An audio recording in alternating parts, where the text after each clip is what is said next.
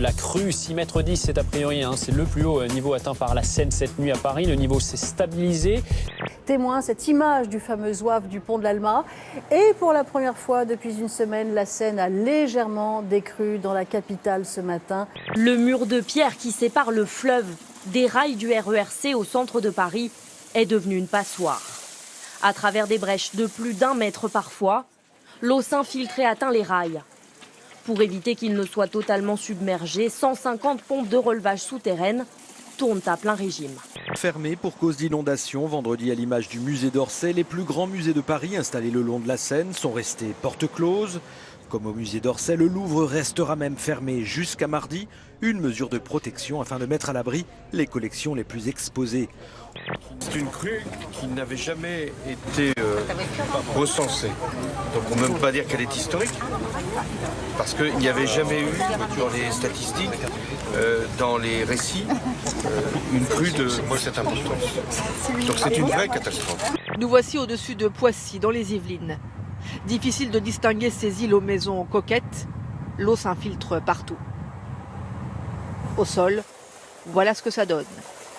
Des rues devenues canaux et des habitants qui se déplacent en kayak ou en paddle, presque comme si de rien n'était. Ils étaient venus voir du rock, mais la foudre leur est tombée sur la tête. C'est ce qui est arrivé à ces festivaliers près de Koblenz en Allemagne. Plus de 70 personnes ont été blessées, dont 8 grièvement. Un homme a dû être réanimé sur place. Les organisateurs ont invité les spectateurs à trouver refuge dans des voitures ou des tentes. Malgré le déluge, la bonne humeur reste de mise. Ici en France, finalement, François Hollande n'a peut-être pas tort lorsqu'il dit que ça va mieux.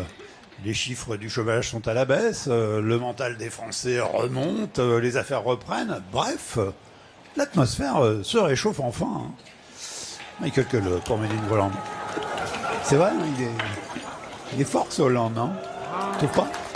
Je m'engagerai pour Nicolas Sarkozy. Mon choix est fait depuis longtemps et j'attends naturellement qu'il annonce sa propre candidature pour être de plein pied dans une campagne qui sera passionnante, exaltante et pour laquelle nous allons essayer de mobiliser. Vous n'avez pas de doute sur sa candidature, c'est la preuve. Je n'ai pas de doute sur sa candidature, non.